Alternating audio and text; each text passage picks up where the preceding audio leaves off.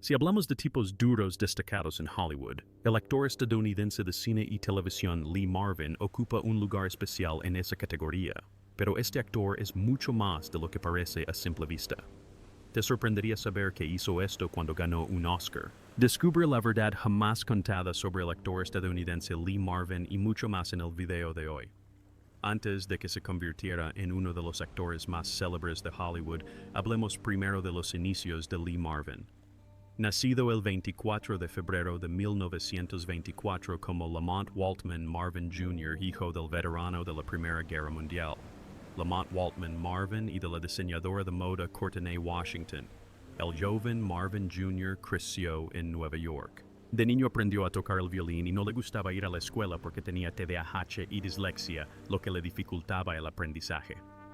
A pesar de esto, creció y se convirtió en un joven ejemplar. Durante su adolescencia, el futuro actor pasaba los fines de semana cazando ciervos, pavos salvajes y codornices en los entonces inexplorados Everglades, una actividad que disfrutaba sin complejos. En la década de 1930, Marvin asistió a un internado socialista cristiano en Nueva York llamado Manumit School y posteriormente a la Academia Militar Peekskill. Durante su adolescencia fue bastante problemático, ya que lo expulsaron de varias escuelas por mala conducta y vicios como fumar y participar en peleas. La última escuela a la que asistió fue St. Leo College en St. Leo, Florida, antes de que un suceso lo obligara a cambiar de rumbo y tomar un camino diferente en la vida. Al estallar la Segunda Guerra Mundial, Marvin fue uno de los muchos hombres que respondieron al llamado a filas, alistándose en el Cuerpo de Marines de los Estados Unidos el 2 de agosto de 1942. Su padre, a quien llamaba el jefe y que era veterano de la Infantería de Marina, estaba bastante en contra, pero por lo que parece, el entrenamiento básico era lo único que el joven Marvin necesitaba para que la disciplina se le inculcara, aunque aún conservaba algo de rebeldía. Justo antes de terminar la escuela de infantería, Marvin ya era intendente. En la Infantería de Marina, Marvin logró un par de hazañas impresionantes. Sirvió como francotirador explorador en la Cuarta División de Infantería de Marina en el Teatro del Pacífico e incluso participó en las batallas de Eniwetok y Saipan Tinian, consideradas entre las más sangrientas de la época.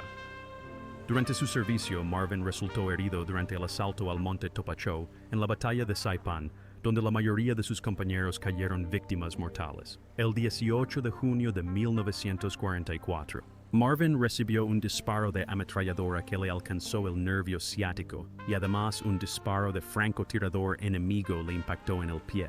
Debido a esto fue evacuado y recibió tratamiento médico pasando casi un año en recuperación.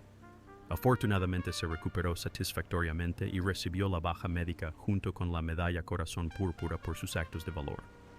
Además, Marvin también recibió la mención presidencial a la unidad, la medalla de la campaña del Pacífico Asiático, la medalla de la campaña americana, la cinta de acción de combate y la medalla de la victoria de la Segunda Guerra Mundial. Logros bastante impresionantes para un soldado de primera clase de la Infantería de Marina. Si Marvin no hubiera sido tan problemático, habría conservado su rango de cabo, pero parece que es imposible cambiar al niño que lleva dentro. Aunque servir en la Infantería de Marina fue duro, Marvin reconoce que fue allí donde aprendió a comportarse. Te diré cómo, le dijo Marvin al entrevistador Robert Ward, fueron los Marines quienes me enseñaron a comportarme. Después de eso, fingir ser rudo no fue tan difícil. Como todos sabemos, Lee Marvin se caracterizaba por su característico cabello blanco, y era el ejemplo perfecto de un tipo duro e implacable. Tras la guerra fue entonces cuando la carrera de Marvin despegó definitivamente. Pero antes de continuar, no olviden darle a me gusta y suscribirse. Tras el fin de la guerra, Marvin regresó a casa y consiguió un trabajo como ayudante de fontanero en Woodstock, Nueva York. Pero caprichos del destino fue su pasaporte a la industria del entretenimiento. Mientras trabajaba el aspirante a actor, fue llamado para reemplazar a otro actor que se había enfermado durante los ensayos. Ese mismo día, Marvin se apasionó por la actuación y consiguió un trabajo en la compañía ganando $1 semanales. Realizó varios trabajos como actor antes de mudarse a Greenwich Village en el Bajo Manhattan, Nueva York, y inscribirse en la American Theater Wing. Por suerte para él, la ley de reajuste para veteranos GI Bill, que otorgaba beneficios a los veteranos que regresaban del servicio militar, cubrió el costo de sus clases de actuación. Al comienzo de su carrera, Marvin interpretó muchos papeles sin figurar en los créditos, y fue en 1949 cuando debutó en el teatro con la producción original de la obra Billy Budd. Ese mismo año, Marvin también obtuvo un papel en la obra The 19 The Whole of Europe, también de 1949. A partir de ahí las cosas empezaron a mejorar, y sin darse cuenta Marvin ya tenía varios papeles en televisión. Lee Marvin debutó en el cine en 1951 con la comedia bélica estadounidense You're in the Navy Now, donde actuó junto a Jack Warden y Charles Bronson. Casualmente también fue el debut cinematográfico de ambos actores. Aunque el rodaje tuvo lugar en Hollywood, Marvin optó por quedarse en California. Ese mismo año también tuvo un pequeño papel en la película Teresa de Fred Zimmerman de 1951. Y fue entonces cuando su experiencia militar resultó útil por primera vez. Colaboró tras las cámaras ayudando a los directores y a sus compañeros de reparto con representaciones realistas de los movimientos de la infantería. Incluso participó y ayudó con el vestuario y el uso de armas de fuego.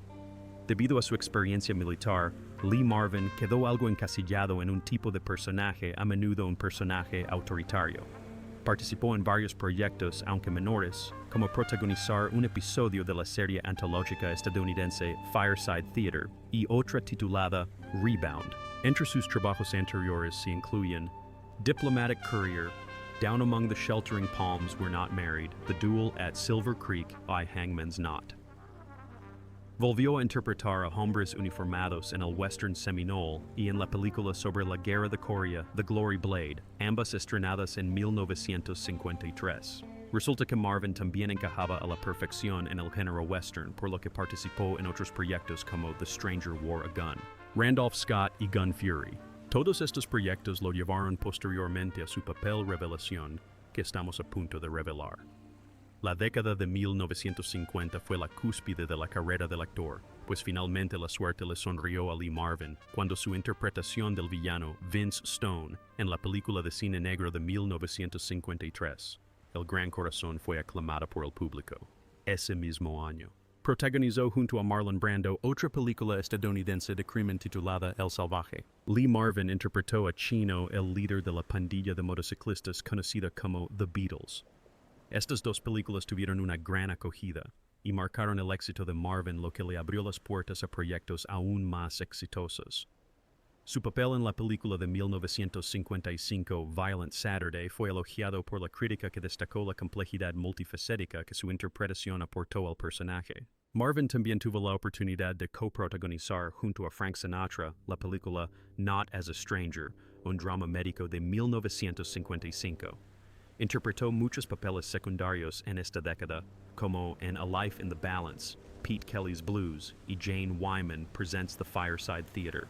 Pero si hay una serie en la que Marvin obtuvo el papel principal es en M Squad, donde encarnó al duro policía de Chicago Frank Ballinger.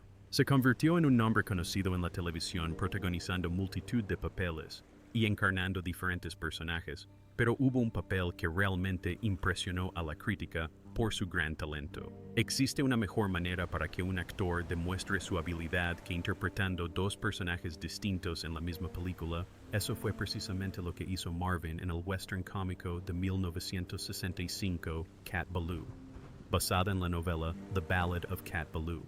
Marvin protagonizó la película junto a Jane Fonda, y según la lista de las 10 mejores del American Film Institute de 2008, fue aclamada como el 10º mejor western de todos los tiempos. Cuenta la historia de Catherine Cat Ballou, interpretada por Fonda, quien contrata al famoso pistolero Kid Chalene para proteger el rancho de su padre. Más tarde lo emplea para vengar el asesinato de su padre, solo para descubrir que el pistolero que contrató no es exactamente lo que esperaba. Aquí vemos a Lee Marvin interpretando los papeles de Kid Chalene y el despiadado asesino sin nariz Tim Strawn. La Corporación de Desarrollo de Wolf City quería expulsar a Frankie Ballou de sus tierras, pero Strawn simplemente lo eliminó sin remordimientos. Al principio, Kat busca la ayuda de las autoridades locales, pero pronto descubre que el sheriff está sobornado por Wolf City. Así que ahora busca la ayuda de Kid Chalene, un tipo peculiar, un alcohólico curtido y a la vez gracioso. Kat tenía sus dudas sobre contratarlo, pero ¿qué otra opción tenía? Pronto descubrió que había una razón por la que Kid Chalene era famoso tras verlo en acción con sus infalibles tiros. El hombre solo necesitaba un par de copas para superar su síndrome de abstinencia. Ver a estos dos personajes que son polos opuestos fue un placer, e incluso podría decirse que los interpretan actores diferentes. Mientras que Tim Strawn es intimidante y dramático, Kid Chalene es el alivio cómico por excelencia. Este último es torpe, tropieza constantemente y se le caen los pantalones que se le amontonan alrededor de los tobillos, completamente borracho, lo que lo hace más simpático para los espectadores. Al mismo tiempo, esto también les hace preguntarse si es la persona indicada para acabar con el infame Strawn. Y es ahí donde el efecto de Kat lo impulsa a esforzarse por ser mejor persona. Más adelante se revela que estos dos hombres son en realidad hermanos polos opuestos, mientras que Strawn es despiadado y cruel. Chalene es un hombre sensible abatido por los pecados del mundo. A pesar de su difícil situación, Kat es la única que cree en él, razón por la cual Chalene se esfuerza al máximo por mejorar. Gracias a su amor, Chalene pudo enfrentarse a sus demonios y a su vez a los de su hermano. Viendo cómo Lee Marvin logró interpretar personajes tan contrastantes en la misma pantalla, no fue ninguna sorpresa que la película no solo fuera un éxito de taquilla, sino que también cosechara premios y nominaciones. El público pudo apreciar una nueva faceta de los papeles autoritarios y serios de Lee Marvin con su interpretación de Kid Chalene. Puedes estar seguro de que el actor ganó y no te creerías lo que Marvin hizo durante su discurso de aceptación dedicado a un caballo. Creo que, en realidad, la mitad de esto pertenece a un caballo que anda por ahí en el valle, lo que provocó risas entre el público. Después de Cat Ballou Lee, Marvin se embarcó en otro proyecto del oeste, la película de 1966, Los Profesionales, que también fue un gran éxito. Posteriormente obtuvo el papel principal del mayor John Reisman, que se convirtió en una de sus películas más populares, actuando junto a otros actores de renombre como Charles Bronson, Jim Brown, John Cassavetes y Donald Sutherland. El Oscar que ganó Lee Marvin le abrió muchas más oportunidades, y para entonces ya era conocido como una gran estrella. Dicho esto, Marvin tuvo mucho control en su proyecto de 1967 Point Blank, donde interpretó a un criminal implacable decidido a vengarse. John Boorman dirigió esta película y su siguiente proyecto, Hell in the Pacific. Aunque no tuvo un gran éxito comercial, fue aclamada por la crítica. En la década de 1970, Lee Marvin comenzó a interpretar papeles de villano de menor importancia y pudo explorar otros proyectos, aunque sigue apareciendo en muchos westerns. Entre ellos estaban Monty Walsh Prime, Cut Pickett, Money, Emperor of the North y Iceman Cometh, por mencionar algunos. Aunque conoció y trabajó con mucha gente, Lee Marvin es muy selectivo con sus amigos y valora su privacidad, por lo que solo se le ha visto hablar de sus amigos en la industria en contadas ocasiones. En cuanto a sus relaciones, Lee Marvin tuvo 2 matrimonios, uno de ellos complicado que posteriormente se convirtió en un escándalo público al llegar a los tribunales. Pero hablemos de su primer matrimonio con Betty Ebeling en 1952. A pesar de que su matrimonio terminó en divorcio, vivieron juntos durante 15 maravillosos años, aunque se separaron brevemente durante 2 años, hasta su ruptura definitiva en 1967. La pareja tuvo 4 hijos, un varón y 3 hijas, a saber Christopher Lamont, Courtenay Lee, Cynthia Louise y Claudia Leslie.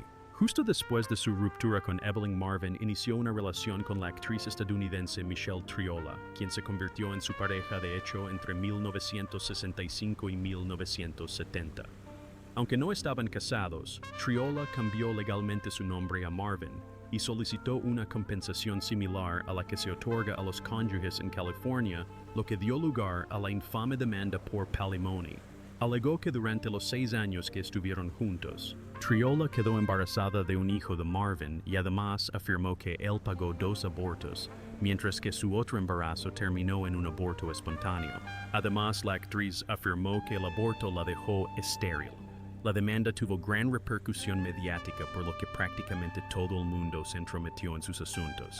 Si bien el tribunal le ordenó pagar $104,000 para su rehabilitación, denegó su reclamación de la mitad de los casi $4 millones que Marvin ganó durante sus 6 años de convivencia. Esto se debió a que los contratos de relaciones no matrimoniales son diferentes del matrimonio, por lo que su demanda no era suficiente para cubrir ese aspecto.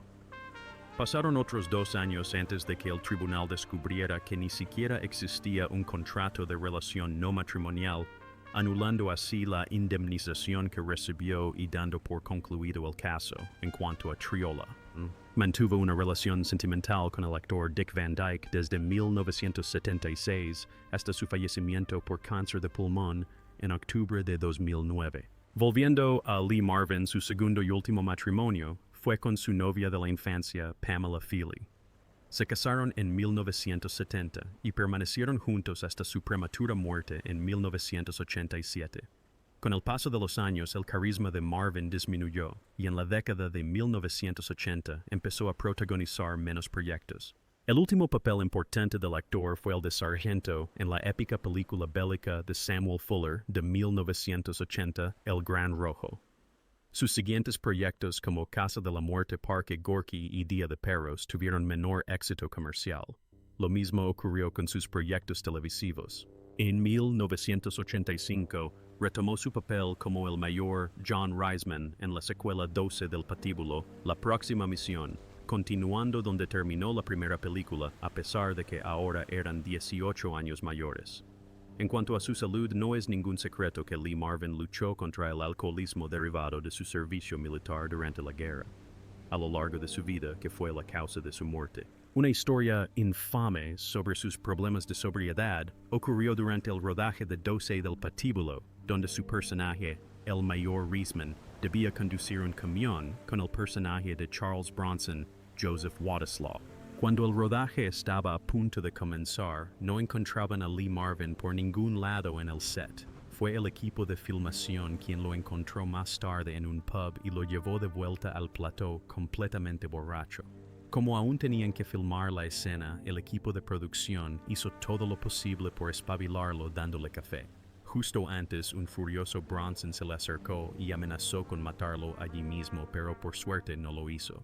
Y pudimos disfrutar de la obra maestra que es 12 del Patíbulo. Volviendo al tema de su muerte, el actor falleció a los 63 años a causa de un infarto el 29 de agosto de 1987. Marvin sufrió una grave perforación intestinal que le provocó dificultad respiratoria. Los médicos decidieron administrarle esteroides para ayudarlo a respirar, pero sufrió un paro cardíaco. Meses antes de su muerte, Marvin pasó más de 2 semanas en el hospital en diciembre de 1986 debido a una afección relacionada con la coccidioidomicosis. A pesar de su fama como celebridad, Lee Marvin estaba más orgulloso de su servicio en el Cuerpo de Marines y recibió honores militares completos en el Cementerio Nacional de Arlington. No se mencionaba en absoluto que fuera actor. La lápida de Marvin decía: Lee Marvin, soldado de primera clase, Cuerpo de Marines, Segunda Guerra Mundial. Quizás la razón por la que Lee Marvin no le dio tanta importancia a su carrera como actor como a servir a su país es porque vio Hollywood tal como es. Un día eres una estrella y al siguiente estás en la miseria. Ah, el estrellato, exclamó Marvin una vez. Ponen tu nombre en una estrella en la acera de Hollywood Boulevard y caminas y te encuentras con un montón de estiércol de perro encima.